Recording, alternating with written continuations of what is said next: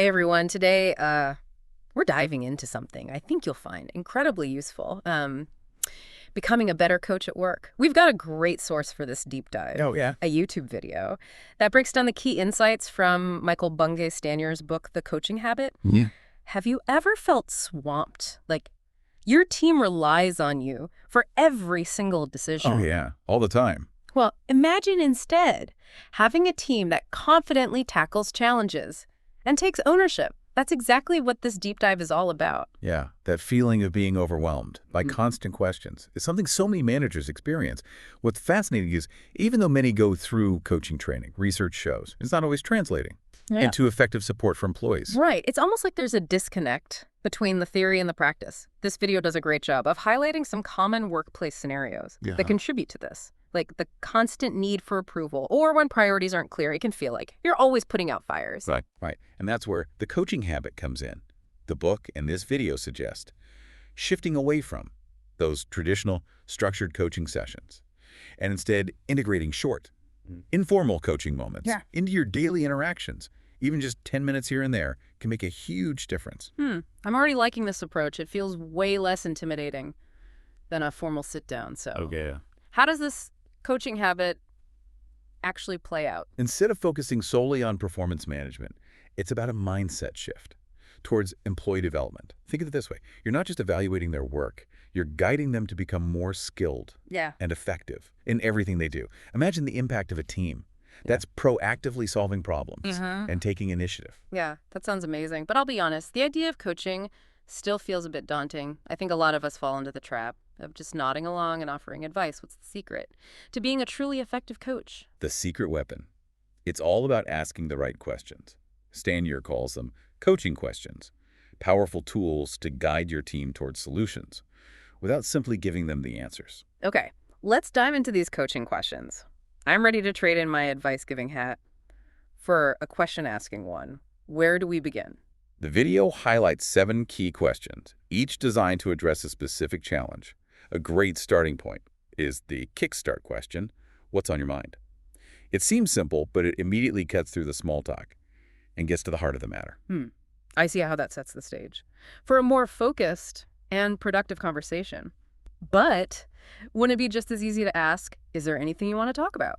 How does the kickstart question create a different dynamic? That's a great question. By asking what's on your mind, you're acknowledging that they likely do have something they want to discuss. It gives them permission to bring up their concerns, big or small, without feeling like they need a specific agenda item. Okay, that makes a lot of sense. So you've piqued their curiosity. They've shared something that's on their mind. What's the next step in this coaching conversation? This is where the awe question comes in. And what else?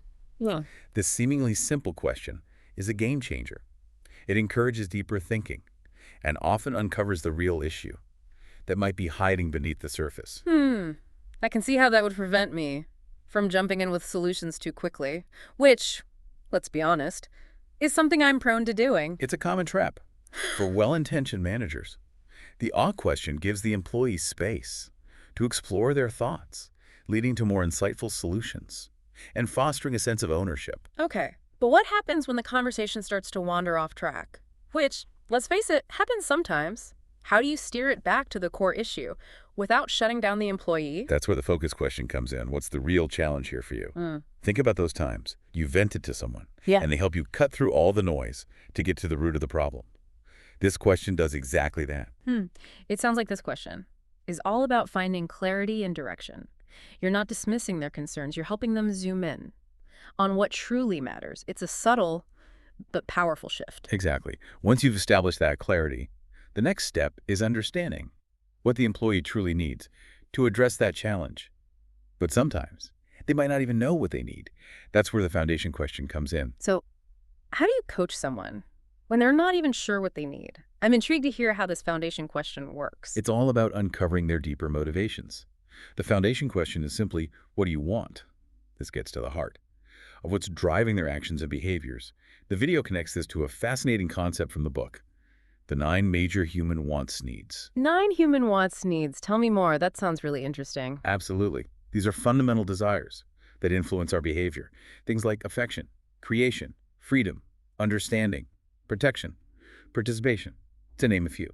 By understanding which of these needs are at play, you can tailor your coaching to be more effective.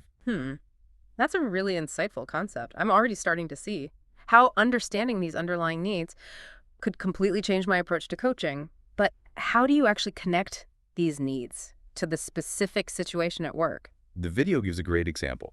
An employee wanting to go home early might be driven by the need for protection. They're feeling overwhelmed and need to recharge. On the other hand, someone eager to be involved in a new project might be fulfilling their need for participation. They want to contribute and feel like a valued member of the team. Wow. Those are really different motivations, even though both might initially present as requests for changes in their workload. So once you have a sense of what they want, what's the next step? Is it simply jumping in with solutions? Not quite. Stanier suggests using the lazy question at this point. And yes, it's actually called that. The question is simply, how can I help? No. I know what you're thinking. This sounds way too passive for an effective coach. Right? I have to admit, I'm a little skeptical about this lazy question.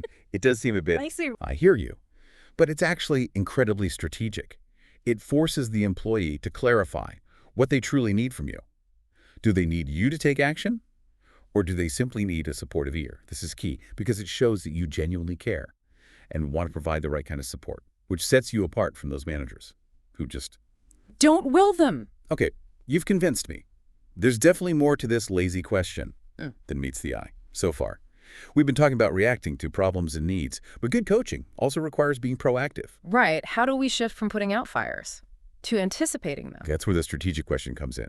If you're saying yes to this, what are you saying no to? It encourages the employee, and let's be honest, ourselves too, to think about priorities and resource allocation. It's about making conscious choices and avoiding overcommitment. This actually ties back to one of the key messages in the book, The Power of Saying No. Oh, that's so true. Saying no to certain things allows you to say yes to what truly matters.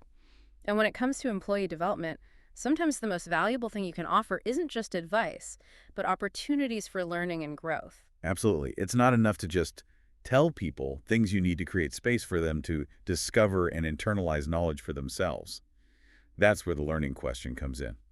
All right, tell me more about this learning question. How do you weave that into a coaching conversation? It's all about encouraging reflection. At the end of a coaching session, simply ask, what was most useful for you? This prompts the employee to think critically about what they've learned and identify the key takeaways that resonated with them. That's brilliant. It shifts the focus from passive listening to active engagement. It's like taking those ideas and cementing them in their minds. Exactly. It's that reflection that transforms information into knowledge and ultimately into action. Now, up until this point, we've mainly been discussing coaching within the context of planned conversations or meetings. But here's where the coaching habit takes a really interesting turn. Okay, I'm intrigued. What's this new twist on coaching? The book and this video suggests that every interaction can be a coaching opportunity. It's about shifting your mindset to see potential for growth in every conversation, whether it's a formal meeting or a casual chat in the hallway. That's a powerful idea. But I have to admit, it also feels a bit overwhelming. How do you practically apply that coaching mindset to everyday interactions without turning every conversation into a therapy session? That's a valid concern. It's not about forcing coaching into every interaction, but rather being mindful of the opportunities that naturally arise.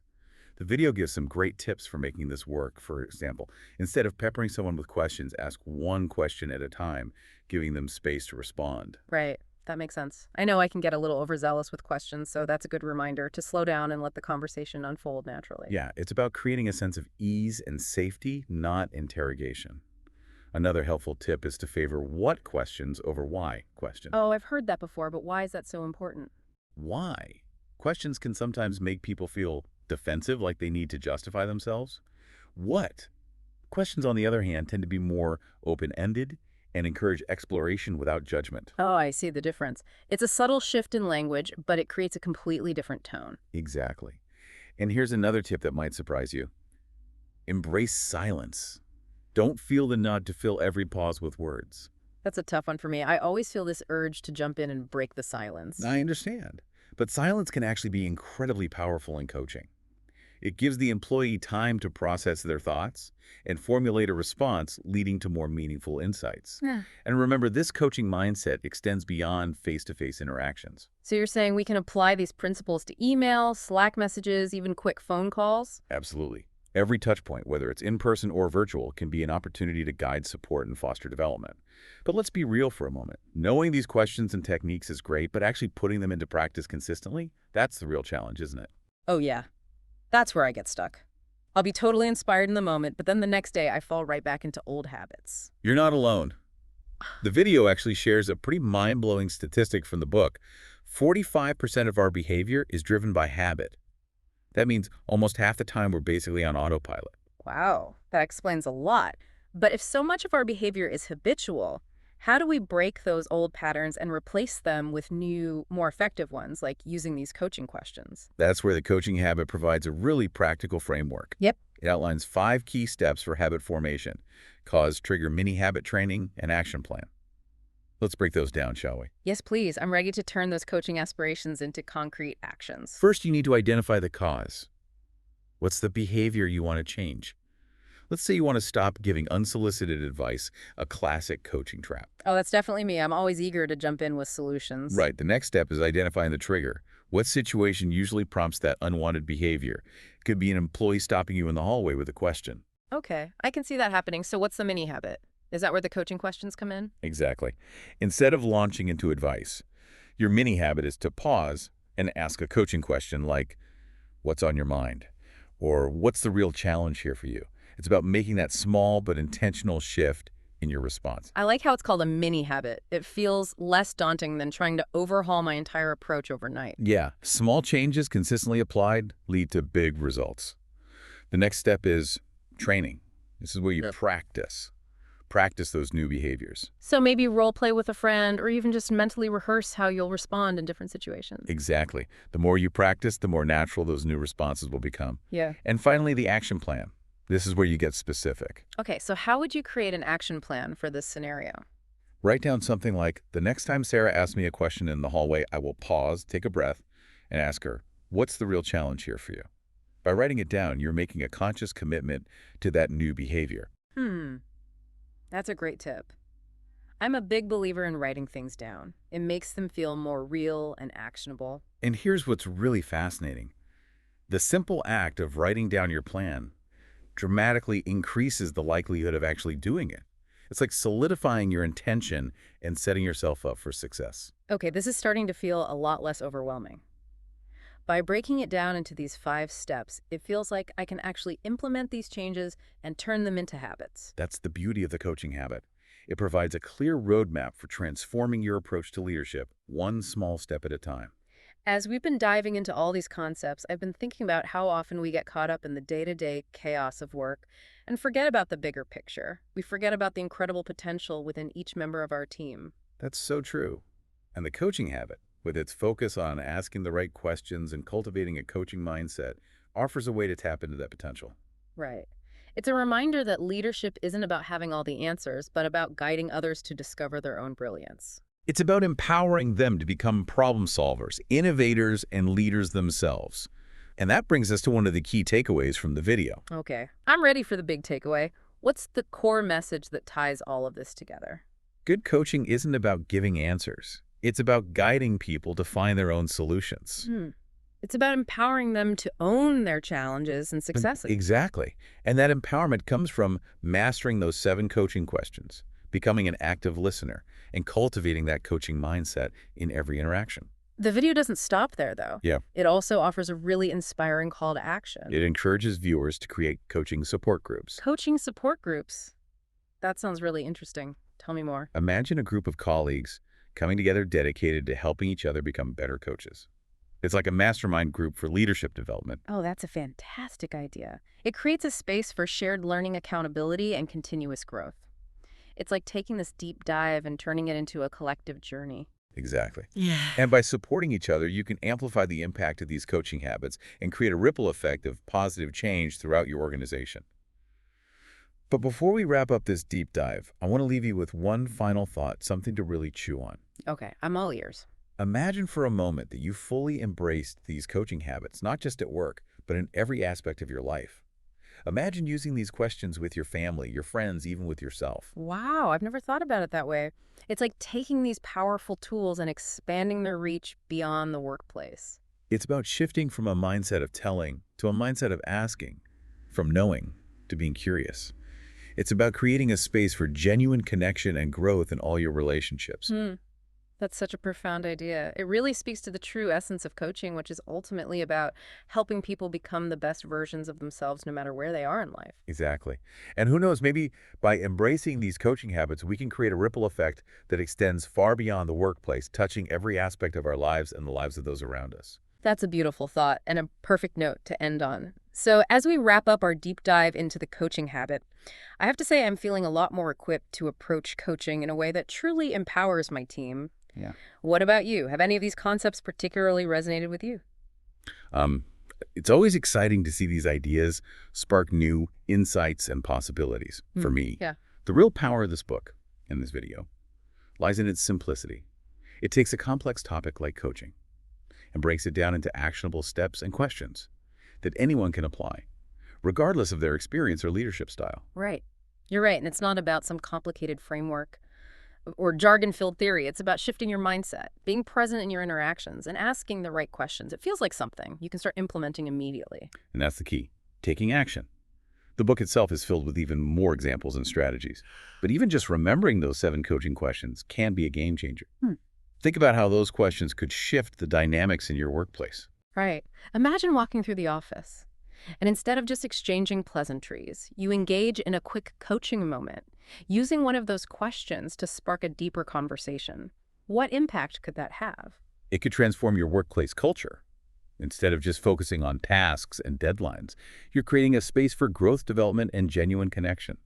And as the video highlighted, the ripple effect of that shift can be incredibly powerful. Absolutely. And for anyone listening who's feeling inspired to dive deeper, I highly recommend checking out Michael Bungay Stanier's book, The Coaching Habit. It's a fantastic resource filled with practical advice and real-world examples. But even if you just take away 1 or 2 of these coaching questions and start using them today, you'll be making a difference. It's about taking those small steps consistently and building that coaching muscle. Remember, 45% of our behavior is habitual. So imagine the impact you could have by transforming those habits into powerful coaching tools. So as we close out this deep dive, I want to leave you with one final challenge. Choose one of those 7 coaching questions and commit to using it at least once today. See what happens. Notice the shift in the conversation and observe the impact it has on both you and the person you're interacting with. Yeah, it's those small moments of intention that can lead to the biggest transformations. And who knows, maybe this deep dive is just the beginning of your journey towards becoming an exceptional coach. And on that note, we'll wrap up this episode of The Deep Dive. We hope you found it insightful and inspiring. Until next time, keep those questions flowing, stay curious, and keep diving deep.